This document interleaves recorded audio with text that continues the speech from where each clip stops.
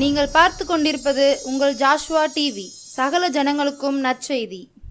உருகாதோ நெஞ்சம் நெகிழாதோ கண்ணீர் பெருகாதோ ராஜா இயேசு ராஜா. இந்த நிகழ்ச்சியை உங்களுக்கு வழங்குவது கூரைக்கடை, ஆனங்குளம் மற்றும் பாவூர்சத்திரம்.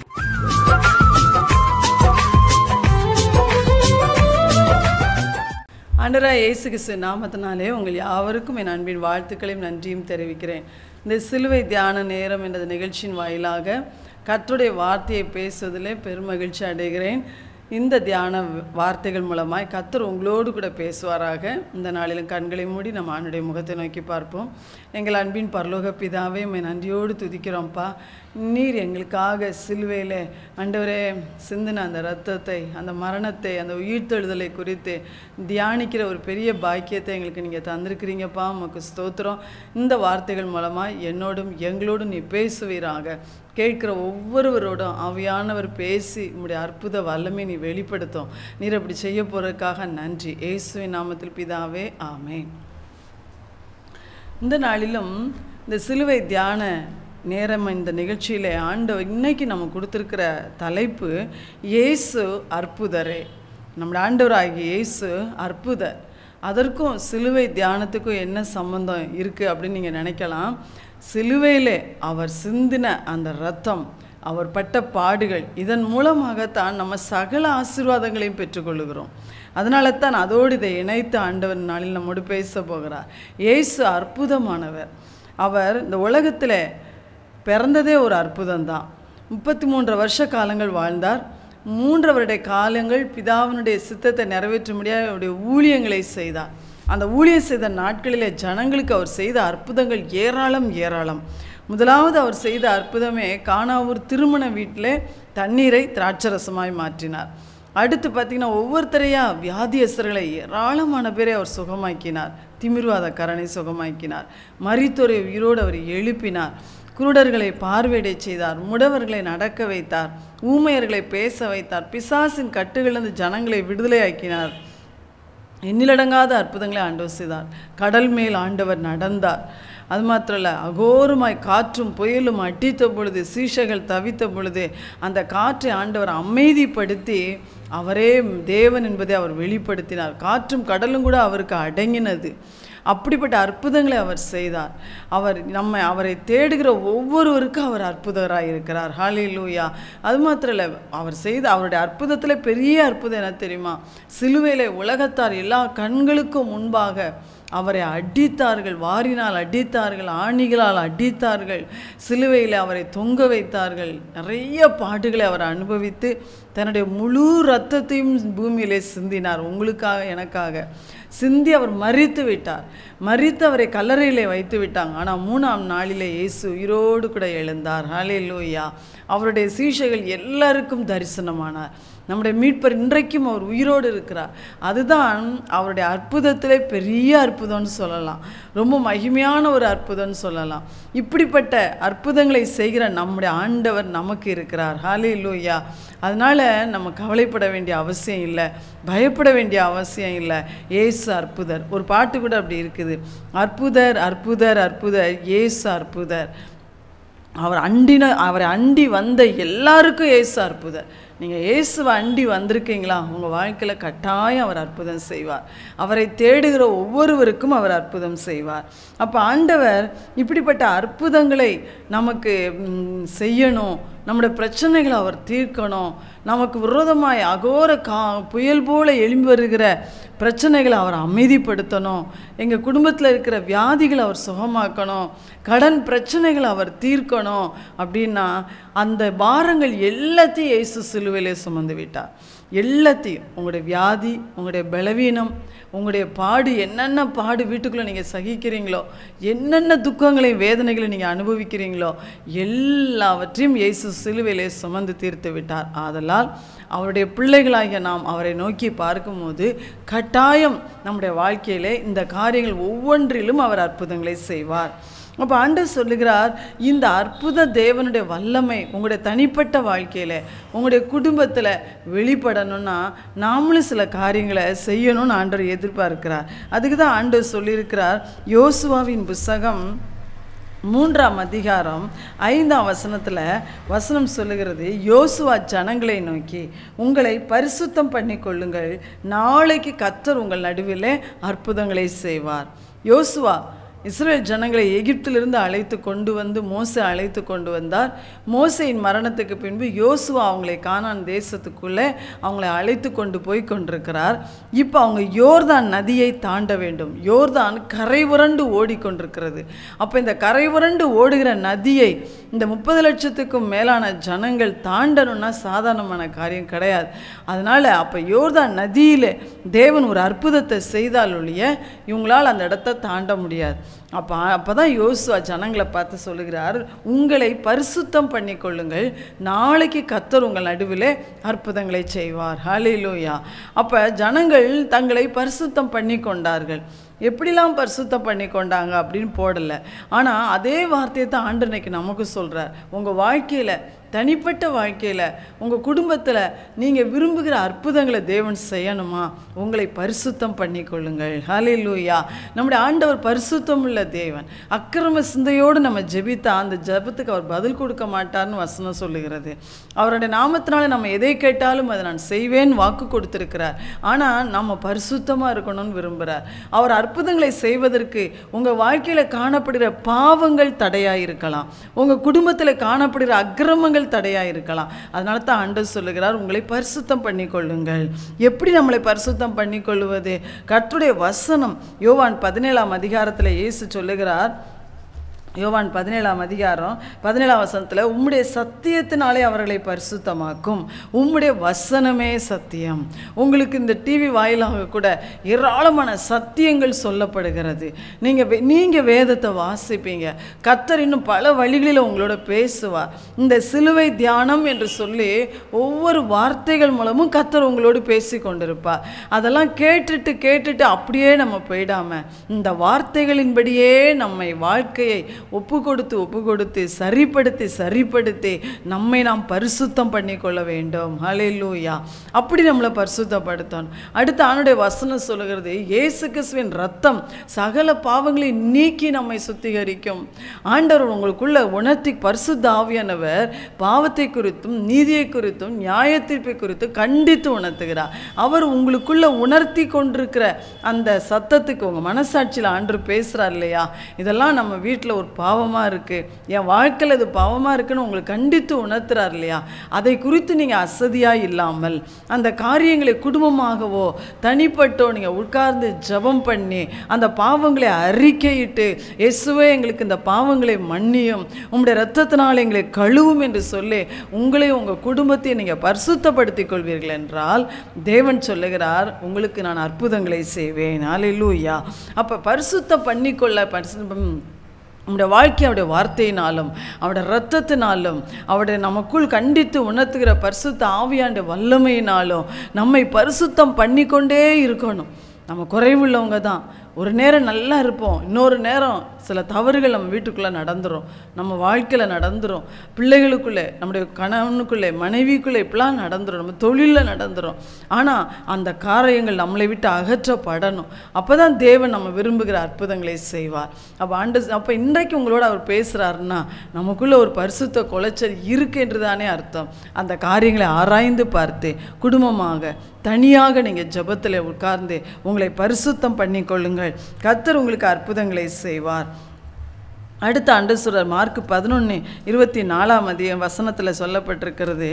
மார்க் 11:24 நீங்கள் ஜெபம் பண்ணும்போது எவைகளை கேட்டுக்கொள்வீர்களோ அவைகளை பெற்றுக்கொள்வோம் என்று விசுவாசியுங்கள், அப்பொழுது அவைகள் உங்களுக்கு உண்டாகும் என்று சொல்லுகிறேன். இயேசு அவர்களை நோக்கி தேவனிடத்தில் விசுவாசம் உள்ளவர்களாக இருங்கள் சொல்கிறார். அப்போ ஆண்டவர் சொல்கிறார், விசுவாசம், அவரிடத்தில் அற்புதங்களை பெற்றுக்கொள்வதற்கு நமக்கு விசுவாசம் ரொம்ப ரொம்ப அவசியம். ஆண்டவர் சொல்கிறார், தேவன் எனக்கு அற்புதம் செய்வார் என்று சொல்லி நீங்கள் விசுவாசிங்க. நீங்கள் ஜெபம் பண்ணும்போது என்ன கேட்குறீங்களோ அதை நான் ஆண்டவர்கிட்டருந்து பெற்றுக்கொள்வேன் என்று நீங்கள் விசுவாசிங்க, அப்பொழுது அது உங்களுக்கு உண்டாகும் அப்படின்னு ஆண்டவர் சொல்லுகிறார். அப்போ நமக்குள்ளே அந்த விசுவாசம் இருக்கான்னு பாருங்கள். நம்ம ஆண்டவரை விசுவாசிக்கிறோமா, எனக்கு ஆண்டவர் அந்த அற்புதத்தை செய்வார் அப்படின்னு நம்ம விசுவாசிக்கிறோமா? நாம் விசுவாசித்தால் கட்டாயம் அந்த அற்புதம் நடக்கும்னு சொல்கிறார். எனக்கு விசுவாசமே இல்லை, எனக்கு ரொம்ப சந்தேகமாக இருக்குது, எனக்கு ரொம்ப பயமாக இருக்குது அப்படின்னு நீங்கள் சொல்கிறீங்களா? அதுக்கு கூட நீங்கள் ஆண்டவர்கிட்ட ஜெபம் பண்ணணும். ஆண்டவரத்தில் ஒரு மனிதன் வந்தான், ஆண்டவரே உமக்கு சித்தமானால் என் பிள்ளையை நீங்கள் சுத்தமாக்குங்க அப்படின்னு கேட்டான். அப்போ ஆண்டவர் சொன்னார், எனக்கு சித்தம், நீ விசுவாசிக்க கூடுமானால் உன் பிள்ளைக்கு சுகம் உண்டு. அப்போ அந்த மனிதன் என்ன சொன்னான், ஆண்டவரே என்னுடைய அவிசுவாசம் என்னை விட்டு நீங்கும்படி செய்யும் கண்ணீரோடு அவர் ஜெபித்தார். உங்களுக்குள்ள அவிசுவாசம் இருக்கா, சந்தேகம் இருக்கா, பயம் இருக்கா? ஆண்டவரே இந்த பயத்தை, இந்த சந்தேகத்தை, இந்த அவிசுவாசத்தை என்னை விட்டு நீக்கி போடும் அப்பா. உங்கள் விசுவாசத்தினால என்னை நிரப்புங்க, அற்புதத்தை உம்மிடத்திலிருந்து பெற்றுக்கொள்ளுகிற அந்த விசுவாசத்தை எனக்கு தாங்கன்னு கேளுங்க. ஆண்டவர் உங்களை அந்த விசுவாசத்தால் நிரப்பிடுவார். அந்த விசுவாசம் உங்களுக்குள்ளே வரும்போது தேவன் உங்கள் வீட்டுக்குள்ளே அற்புதங்களை செய்வார். ஹல்லேலூயா. அது மாத்திரம் இல்லை, ஆண்டவர் சொல்ல நீங்கள் ஜெபம் பண்ணும்போது உங்களுக்கு யார் பேர்லையாவது குறை இருக்குமானா அதை நீங்கள் மன்னிச்சிருங்க. அப்போ தேவன் என்ன செய்வார், உங்கள் தப்பிதங்களையும் மன்னித்து உங்களுக்கு அற்புதங்களை அவர் செய்வார். ஹல்லேலூயா. மன்னிக்கிறதுன்றது ரொம்ப முக்கியம். யார் மேலேயோ எனக்கு குறை இருக்குது, மனசாபம் இருக்குது, கசப்பு இருக்குது அப்படின்னா அதை மன்னிச்சிடணும். அப்போ நம்ம வீட்டில் இருக்க தடைகள் நீங்கும், அற்புதங்களை தேவன் செய்வார். அடுத்து மத்தேயு 17ஆம் அதிகாரம் 21ஆம் வசனத்தில் கர்த்தருடைய வசனம் சொல்லுகிறது. மத்தேயு 17ஆம் அதிகாரம் 21ஆம் வசனம் சொல்லுகிறது, இந்த ஜாதி பிசாசு உபவாசத்தினாலும் ஜெபத்தினாலுமே அன்றி மற்ற எவ்விதத்தினாலும் புறப்பட்டு போகாது. இந்த நாட்கள் பார்த்தீங்கன்னா உபவாசத்தின் நாட்கள், இந்த லெந்து காலங்கள், இந்த சிலுவை தியான நாட்கள் 40 நாட்கள் என்று சபைக்கு குறிக்கப்பட்டு அந்த நாட்களை விசேஷித்த உபவாசங்களை ஏறெடுக்கிறவங்க நிறைய பேர் இருக்கிறாங்க. இதை கேட்குற நீங்கள் இந்த நாட்களை பிரத்யேகப்படுத்தி உபவாசம் பண்ணி நீங்கள் ஜெபம் பண்ணுறீங்களா? யோசித்து பாருங்கள். உங்களால் கூடுமானால் நீங்கள் கட்டாயம் அதை செய்யுங்க. ஆண்டவர் சொல்கிறார், இந்த ஜாதி பிசாசு உபவாசத்தினாலும் ஜெபத்தினாலுமே அன்றி வேறு எவ்விதத்திலும் புறப்பட்டு போகாது. அப்படின்னா என்ன? சில போராட்டங்களை சாத்தான் நம்ம வீட்டுக்குள்ளே கொண்டு வருவான். சில வியாதிகளை, சில பிரச்சனைகளை, சில விதமான கஷ்டங்களை, சில விதமான துன்பங்களை, துக்கங்களை, தடைகளை, நம்ம பிள்ளைகளின் வாழ்க்கையின் ஆசீர்வாத தடைகளை சாத்தான் தான் கொண்டு வருவான். அப்போ அந்த சத்ருவின் வல்லமை அழிக்கப்படணும்னா அவனை எதிர்த்து நம்ம உபவாசத்தோடு போராடி நம்ம ஜெபிக்கணும். அப்படி நம்ம ஜெபிக்கும் போது அந்த சாத்தானுடைய வல்லமை அழிக்கப்பட்டு போகும், அவனுடைய தடைகள் நொறுங்கி போகும். அது அப்படி செய்யும் போது ஆண்டவர் சொல்லுகிறார், உங்கள் வாழ்க்கையில் அற்புதங்கள் நடக்கும். அப்போ சில போராட்டங்களை நாம் ஜெயிக்கணும்னா உபவாசத்தோடு தான் நம்ம ஜெபிக்கணும். அப்போ இந்த நாட்களை நீங்கள் அப்படி பயன்படுத்தி கொள்ளுங்க. இந்த நாளில் தானே இயேசு உங்களை பார்த்து சொல்லுகிறார், உனக்கு நான் அற்புதம் செய்வேன் என்று. நீங்கள் உங்களை பரிசுத்தம் பண்ணுவது மாத்திரமல்ல, உங்களை உபவாசத்தோடு நீங்கள் ஜெபம் பண்ணுங்க. வாரத்தில் ஒரு வேளை அல்லட்டா தினம் ஒரு வேளை உங்களால் முடிந்த ஆகாரங்களை ஒதுக்கி தேவனுடைய சமூகத்தில் குறைந்தது 1 மணி நேரமாவது நீங்கள் உபவாசம் பண்ணி ஜெபம் பண்ணுங்க. ஆண்டவரே எங்களுக்கு விரோதமாக எழும்புகிற சாத்தானுடைய வல்லமை, எங்கள் வீட்டின் ஆசீர்வாதங்களை தடை பண்ணுகிற அந்த சத்துருவின் கிரியைகளை அழிக்கப்படட்டும் நீங்கள் ஜெபம் பண்ணுங்க. கர்த்தர் கட்டாயம் என்ன செய்வார், அந்த கிரியைகளை அழித்து அந்த சாத்தானை நம்முடைய வீட்டை விட்டு துரத்தி அற்புதங்களை அவர் செய்வார். ஹல்லேலூயா. அது மாத்திரம் இல்லை, சீஷைகள் ஆண்டவர்கிட்ட வந்து கேட்குறாங்க, ஆண்டவரே இந்த பிசாசை துரத்த எங்களால் ஏன் முடியல அப்படின்னு சொல்லி ஏசப்பாட்ட கேட்பாங்க. அப்போ ஏசப்பா சொல்கிறாரு, உங்களுடைய அவிசுவாசத்தினாலே தான். அப்போ நிறைய நேரம் சாத்தானை எதிர்த்து நிற்கக்கூடாதவர்களாக நம்ம போயிடுறோம். நம்முடைய அவிசுவாசத்தினாலே நமக்குள்ளே இருக்கிற இயேசு பெரியவர்ன்ற அந்த விசுவாசம் நமக்குள்ளே இல்லை. நம்ம பிரச்சனையை விட ஆண்டவர் பெரியவர்ன்ற விசுவாசம் நமக்குள்ளே இல்லை. அந்த விசுவாசம் இல்லாததுனால சாத்தானை எதிர்த்து நிற்க நம்ம திராணியற்றவங்களாக போயிடுறோம் இல்லையா? அப்போ ஆண்டவர் சொல்லுகிறார், உங்களுக்குள்ளே இருக்கிற அவிசுவாசம் நீங்கி நீங்கள் விசுவாசத்தில் பலப்பட்டு சாத்தானை எதிர்த்து நின்று உங்களுக்கு பிரச்சனைகளை கொண்டு வந்த அவனை ஜெயிக்கணும்னா நீங்கள் உபவாசம் பண்ணி ஜெபம் பண்ண வேண்டும். ஹல்லேலூயா. இதெல்லாம் ஆண்டவர் எதுக்கு சொல்கிறாருன்னா, நாம் அற்புதங்களை தேவனுடைய கரத்திலிருந்து பெற்றுக்கொள்வதற்கான வழிகளைத்தான் கர்த்தர் சொல்லுகிறார். முதல்ல வழி சிலுவை தான். அவருடைய சிலுவையில் இருந்து தான் எல்லா காரியமும் நமக்கு வருகிறது. அதை நீங்கள் மறந்துடவே கூடாது. சரியா? அடுத்து பாருங்க, பிலிப்பியர் 3ஆம் அதிகாரத்தில் 10ஆம் வசனத்தில், பிலிப்பியர் 3ஆம் அதிகாரம்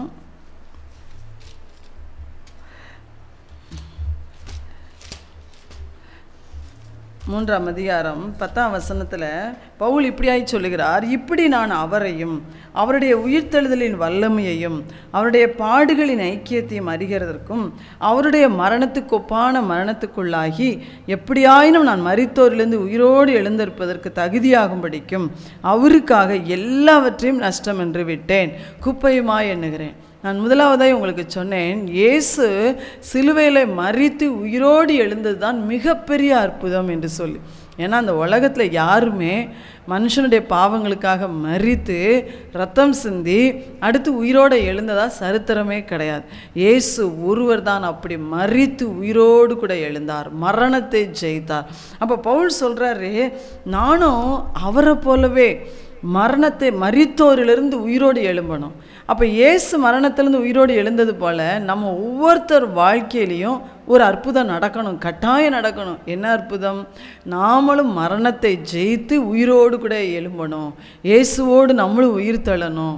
அவரோடு நித்தியமாய் நம்ம வாசம் பண்ணணும்னா மரணத்தை ஜெயித்தவர்களாய் நாம் உயிரோடு எழும்பணும். அப்போ அது சாதாரணமான காரியம் கிடையாது.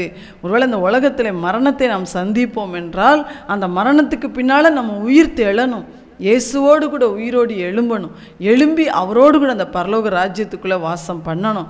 அந்த அற்புதம் உங்களுக்கு எனக்கும் நம்முடைய சரீரத்தில், ஆவி ஆத்மா சரீரத்தில் நடக்கணும், அது நடக்கணும். அப்போ பவுல் சொல்லுகிறார், அந்த காரியம் எனக்குள் நடக்க நானும் மரித்தோரிலிருந்து உயிரோடு எழும்ப என்னை தகுதிப்படுத்துவதற்கு நான் தகுதியாகணும். அது சாதாரணமாக எல்லாரும் அதை சொல்லிட முடியாது, நான் உயிர் தழுவேன் அப்படின்னு. தகுதி ஆகணும், இந்த உலகத்திலேயே அதற்கு நம்ம தகுதி ஆகணும் அப்படின்னு அவனுடைய வசனம் சொல்லுகிறது.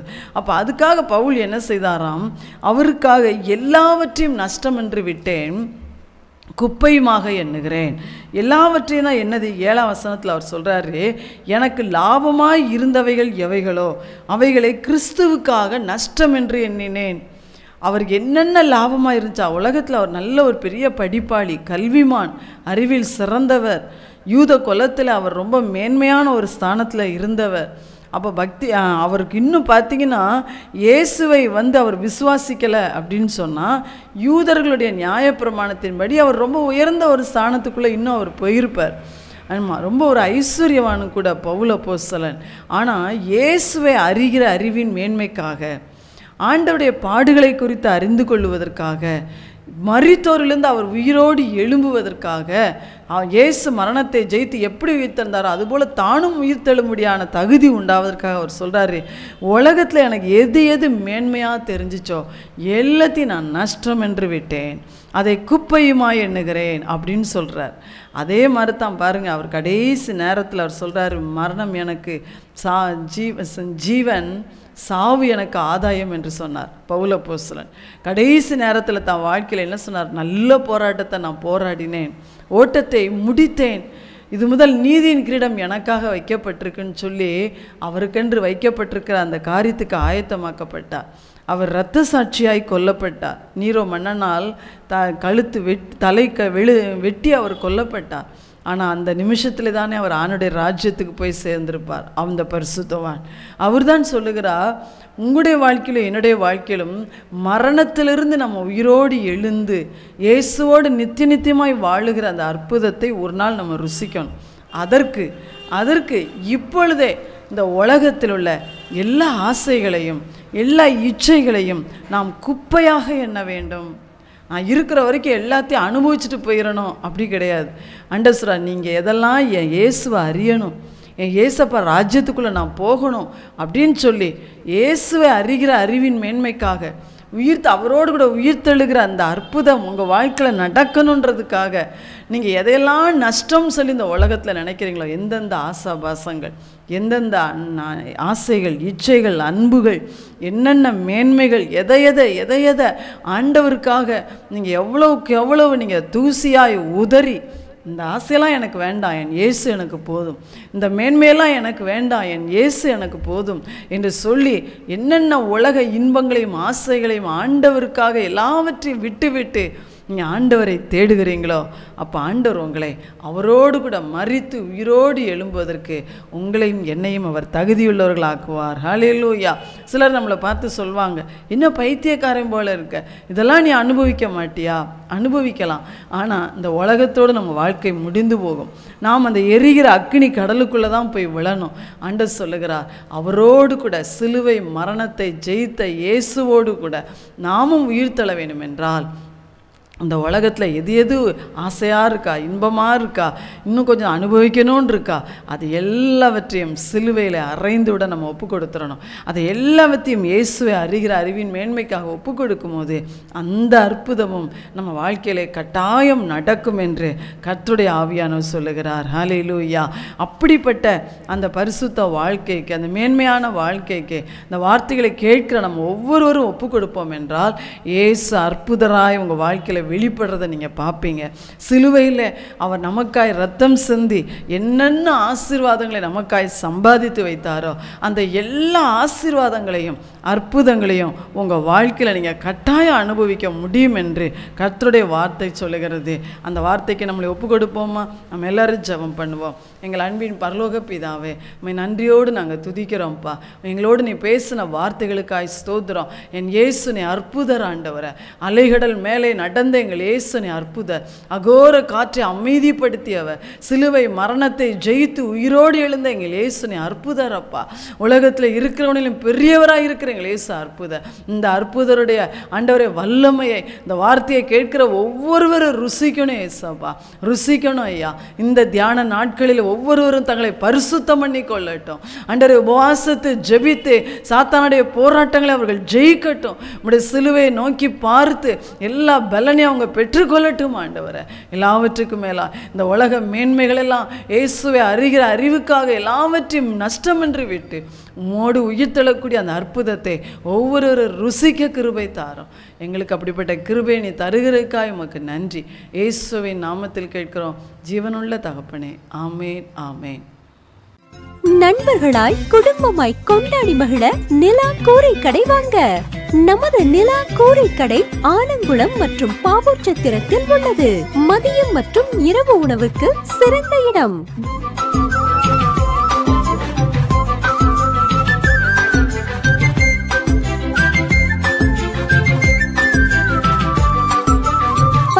அருகில் பழைய சந்தை, பாவூர்சத்திரம் மற்றும் ஆலங்குளம் இந்தியன் வங்கி கீழ்ப்புறம்.